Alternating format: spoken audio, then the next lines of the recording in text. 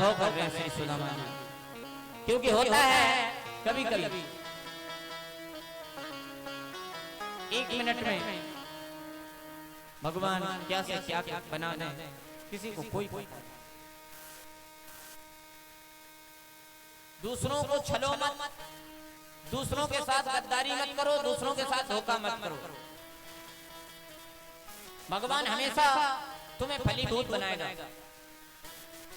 अगर आप किसी के साथ धोखा करते हैं तो आपके साथ भी धोखा होगा। आपको मैं एक सत्य घटना से परिचय कराऊं। कथा तो अपनी जगह ठीक है, पर कभी कभी सत्य घटनाओं को भी सुन लेना चाहिए। मैं आपको लखनऊ की बात बताऊं। एक बार मैं कहीं कथा करने के लिए पंजाब जा रहा था, तो सुबह का समय था, ट्रेन में था मैं, किसी बर्थ पर मेरा रिजर्वेशन और मेरे सामने एक बाबूजी का रिजर्वेशन था। सुन लीजिए, बड़े काम की बात बता रहा हूं आपको। हाँ, ये घंटा के बाद आपको कोई परेशान करने के लिए यहाँ नहीं आएगा। हमारे चले जाने के बाद अफसाने बयां होंगे, निगाहें हमको ढूंढेंगी, न जाने हम कहाँ होंगे। हाँ, तो एक बाबूजी बैठे थे हमारे सामने। तो सुबह सुबह का जब समय रहता है तो पेपर बेचने वाले लोग आते हैं चलते फिरते। तो एक हमारे सामने से गुजर रहा था बार बार, ताजा पेपर, ताजा पेपर, ताजा पेपर, ताजा पेपर, न्यूज पेपर बेच रहा था। रोज का समय वो सुबह सुबह लेते हैं लोग, भैया पढ़ने के लिए न्यूज पेपर दे दीजिए। आजकल तो इंटरनेट का जमाना, ऑनलाइन सब काम हो रहे हैं। कुछ समय की बात, तो पहले पेपर का जमाना। तो ताजा पेपर, ताजा पेपर, ताजा पेपर, ताजा पेपर 10-5 बार चक्कर काटेंगे, किसी ने उसका पेपर नहीं लिया। ट्रेन आधा घंटे तक खड़ी रही लखनऊ जंक्शन पर, और जैसे धीरे धीरे धीरे धीरे खिसकने लगी तो जो सामने हमारे बाबूजी बैठे थे उन्होंने बोला, अरे पेपर वाले भैया जरा इधर आओ, इधर आओ। पेपर वाला आ गया। हाँ बताओ बाबूजी। बोले पेपर दीजिए। उसने कहा 2 का नोट दीजिए। तो बाबूजी ने जेब से 2 का नोट निकाला और उस पेपर वाले को दिया। उसने पेपर पढ़ लिया। तो हमने उन बाबूजी से पूछा, बाबूजी 30 मिनट आधा घंटे तक ट्रेन खड़ी रही, 10 चक्कर बंदा लगा के चला गया, आपने पेपर नहीं खरीदा। आज चलती हुई ट्रेन में आपने पेपर खरीदा, इसका क्या मतलब? मान लो आपका वो नोट लेके चला जाता तो आप क्या कर लेते? ये रिक्शा आपने मोल क्यों ली? तो बोले महात्मा जी आप नहीं जानते हो महाराज, मैंने चलते हुए ट्रेन में क्यों पेपर खरीदे जानते हो? हमने कहा बताओ।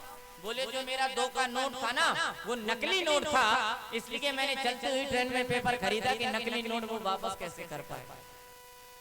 हमने कहा वाह, गुड आइडिया, बहुत बढ़िया आपका तरीका है। लेकिन थोड़ी देर के बाद वही बाबूजी क्या देखते हैं, जब पेपर खोल के देखा तो पेपर सर पे पटकने लगे।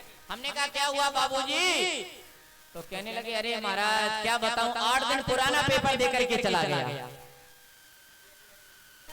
आप बताओ क्या होता है?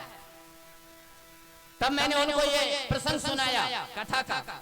मैंने उनसे कहा बाबूजी यदि आपने खड़ी हुई ट्रेन में पेपर खरीदा होता तो ना आपका 2 का नकली नोट चलता, ना उसका 8 दिन पुराना पेपर चलता।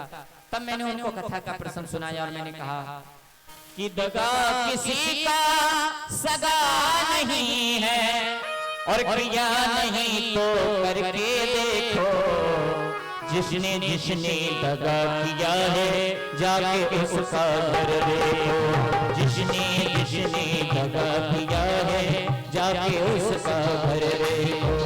दगा किसी का सगा नहीं है, दगा किसी का सगा नहीं है, किया नहीं तो करके देखो, जिसने जिसने दगा किया है जाके उसका घर देखो, जिसने जिसने दगा किया है जाके उसका।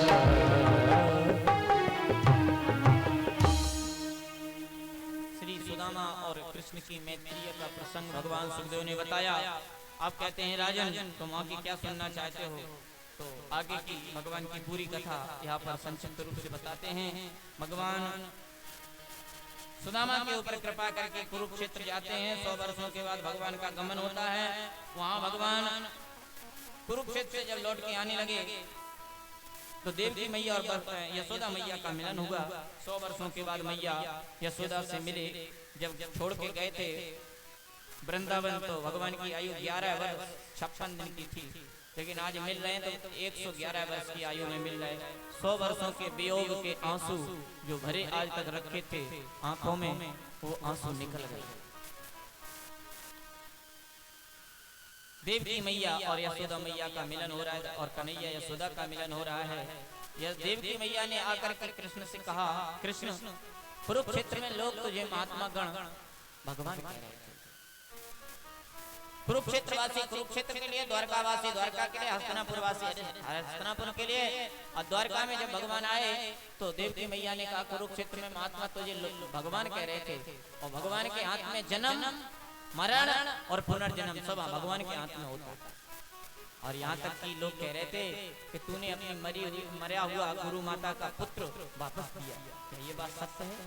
भगवान बोले माँ सत्य है। तेरे तो 6 भाई मारे गए दुष्ट कंस के हाथ से, मेरे 6 बच्चे जिनका ढंग से मुंह तक नहीं देख पाई, क्या एक बार मेरे बेटों का मुझे मुंह नहीं दिखाएगा? भगवान बोले जो आ गया। भगवान ने 6 के 6 पुत्र लाके मैया देवकी के गोदी में डाल दिए।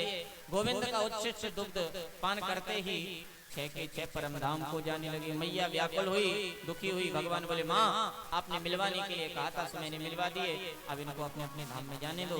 भगवान के 6 पुत्र, भगवान के 6 भाई देवकी मैया के पुत्र भगवान के धाम में गए। इधर सुभद्रा अर्जुन के विवाह का पावन प्रसंग भी बाबा सुखदेव ने थोड़ा संक्षिप्त रूप में बताया। आगे चल के भगवान बहुलास जनक ने आगे समता का दर्शन कराया और भृगु मुनि ने ब्रह्मा विष्णु महेश तीनों की परीक्षा ली, श्रेष्ठ कौन है। ब्रह्मा जी की छाती पर लात मारी तो ब्रह्मा जी को क्रोध आ गया। शंकर जी की छाती पर लात मारी, उनको भी क्रोध आया। लेकिन जैसे भगवान विष्णु की छाती पर अपनी लात का प्रहार किया, तलवार सहलाने लगे भगवान विष्णु। भृगु मुनि का बोले महाराज हमारा वक्षस्थल बड़ा कठोर है, आपका चरण बड़ा कोमल है, मेरे वक्षस्थल पर चरण लगने से कहीं आपके चरण में दर्द ना हो गया हो, इसलिए आप मुझे क्षमा करना। उसी दिन भृगु मुनि ने बता दिया कि ब्रह्मा विष्णु महेश में सबसे श्रेष्ठ देव अगर कोई है तो विष्णु भगवान, जो लोगों की पीड़ा को सहन करके हमारी लात का प्रहार को सहन कर गए और उल्टा अनुमोदन करने लगे कि आपके पैर में कहीं चोट तो नहीं लगी। ऐसा सहनशील देव ही संसार में पूजा करने का योग्य होगा। और आज भगवान विष्णु की पूजा जगह जगह पर हो रही है तो केवल उनकी सहनशीलता के कारण। इसलिए हर व्यक्ति को सहनशील बनने की कोशिश करना चाहिए। दुनिया की जितनी भी झंझट उलझने हों उनको पी लेना चाहिए।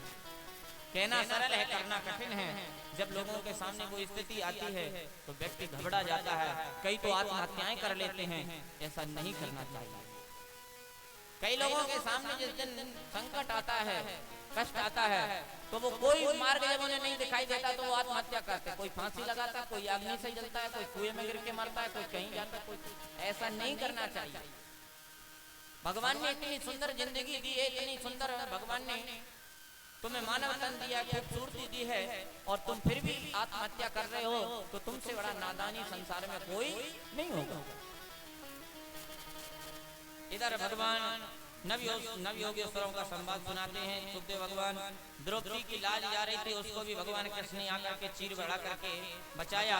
यदुवंशियों के विनाश का कारण, संसार से बैराग अनुराग का सरल उपाय क्या है, उद्धव जी का साथ जाने का आग्रह, 24 गुरुओं का दत्तात्रेय महामुनि का उपाख्यान, सब कुछ बताया। अर्जुन भगवान स्वधाम जाने के समय कुछ गोपिकाओं को छोड़ के गए थे अर्जुन के साथ, लेकिन महाभारत के विजेता अर्जुन कोल भीलों से लुट गए और कोई कुछ नहीं कर पाया। भीलन लूटी गोपिका वही अर्जुन वही बाण। भगवान कृष्ण ने आज अर्जुन का मानवीय भंग कर दिया। परीक्षित जी से सुखदेव भगवान कह रहे हैं राजन अब हमारे भी जाने का समय हो गया, भगवान जा रहे हैं तो हम भी जाएंगे।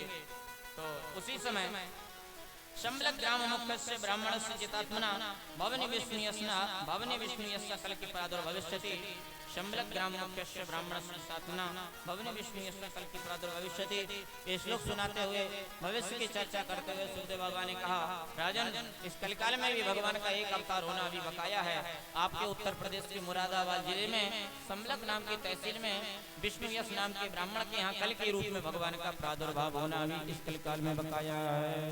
बोल कल की भगवान की श्यामला सा श्री विग्रह होगा, श्वेत कांति होगी। मरुदेवापी नाम के राजा जो तपस्यारत हैं वही आगे चल के भगवान के पुत्र का वात्सल्य सुख प्राप्त करेंगे।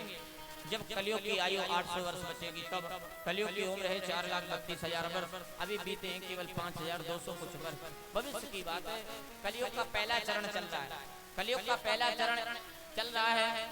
तो लोग आजकल मान मर्यादाएं नहीं कर रहे हैं। पिता की बात पुत्र नहीं समझता है और पुत्र की बात पिता नहीं समझता है।